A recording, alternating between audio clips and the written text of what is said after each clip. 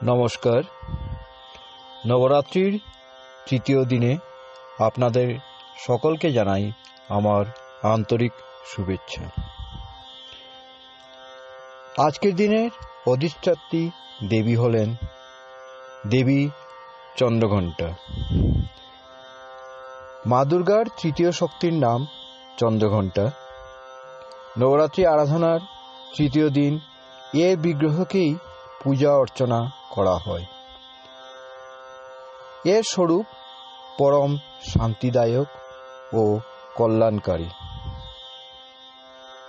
তার মস্তকে ঘণ্টার আকারে অর্ধচন্দ্র শোভা পায়, তাই এই দেবীকে চন্দ্রঘণ্টা বলা হয়। দেবীর গায়ের রং স্বর্ণের ন্যায় উজ্জ্বল। তিনি দশভুজা। তার 10 হাত, খড়গ আদি অস্ত্র ও বাণ আদি অস্ত্র বিভূষিত। এই দেবীর বাহন সিংহ এবং ভঙ্গিমা যুদ্ধের জন্য উদ্যত দশার। তার ঘণ্টার ন্যায় ভয়ানক চণ্ডধ্বনিতে দুরাচারী দানব, দৈত্য, রাক্ষস সর্বদা প্রকম্পিত থাকে। নবরাত্রি দুর্গা উপাসনায় তৃতীয় দিনের পূজা অত্যন্ত গুরুত্বপূর্ণ। এই দিন সাধকের মন মণিপুর চক্রে প্রবিষ্ট হয়। মাতা চন্দ্রঘণ্টার কৃপায় তার অলৌকিক বস্তুর দর্শন হয়। দিব্য সুগন্ধির অনুভব হয় এবং নানা প্রকার দিব্যধ্বনি শোনা যায়। এই সময় সাধককে অত্যন্ত সাবধানে থাকতে হয়।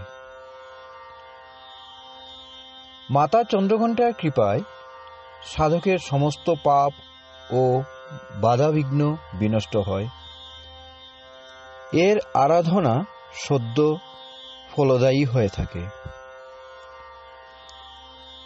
দেবীর ভঙ্গি সর্বদা যুদ্ধাভিমুখী, তাই ভক্তদের কষ্ট অতি শীঘ্র ইনি নিবারণ করেন। দেবীর বাহন সিংহ, অতএব দেবীর উপাসকগণ সিংহের ন্যায় পরাক্রমী এবং নির্ভয় হয়ে থাকে। দেবীর ঘণ্টাধ্বনি সদা সর্বদা ভক্তদের প্রেতাদি বাধা থেকে রক্ষা করে থাকে।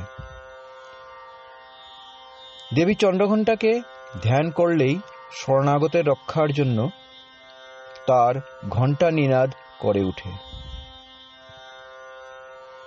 দুষ্টের দমন ও বিনাশ করায় সদা তৎপর হলেও দেবীর স্বরূপ দর্শক ও আরাধনাকারীর পক্ষে অত্যন্ত সৌম্য এবং শান্তি পরিপূর্ণ হয়ে থাকে। দেবীর আরাধনায় এক মস্ত বড় সদ্গুণ প্রাপ্তি হয়। তা হল এই যে সাহসী এবং নির্ভয় হওয়ার সঙ্গেই তার মধ্যে সৌম্যতা ও বিনম্রতার বিকাশ ঘটে। ভক্তের মুখ, চোখ এবং সারা শরীরে কান্তি বৃদ্ধি পায়। কণ্ঠস্বরে দিব্য অলৌকিক মাধুর্যের সমাবেশ হয়। মাতা চন্দ্রঘণ্টার উপাসক যেখানেই যান তাকে দেখে মানুষ শান্তি ও সুখ অনুভব করে। এরূপ সাধকের শরীর থেকে দিব্য প্রকাশযুক্ত শক্তির অদৃশ্য বিকিরণ হয়ে থাকে। সাধারণ চোখে এই দিব্যক্রিয়া দেখা যায় না, কিন্তু সাধক এবং তার ঘনিষ্ঠ ব্যক্তিগণ এটি অনুভব করতে পারেন। আমাদের উচিত কায় মনোবাক্যে ও কর্মে বিহিত বিধানানুসারে সম্পূর্ণ শুদ্ধ ও পবিত্র হয়ে মাতা চন্দ্রঘণ্টার শরণাগত হয়ে তার পূজা ও আরাধনায় তৎপর হওয়া। তার উপাসনা করলে আমরা সমস্ত সাংসারিক কষ্ট থেকে বিমুক্ত হয়ে সহজেই পরম পদের অধিকারী হতে পারি। আমাদের নিরন্তর তার পবিত্র মূর্তি স্মরণ রেখে সাধনার পথে অগ্রসর হওয়ার চেষ্টা করা উচিত। তার ধ্যান আমাদের ইহলোক ও পরলোক উভয়ের পক্ষেই পরম কল্যাণকারী ও সদ্গতি প্রদানকারী হয়। এই হলো মা চন্দ্রঘণ্টার কাহিনী। সবাইকে নমস্কার জানিয়ে আজকের মতো শেষ করছি। জয় মা চন্দ্রঘণ্টা।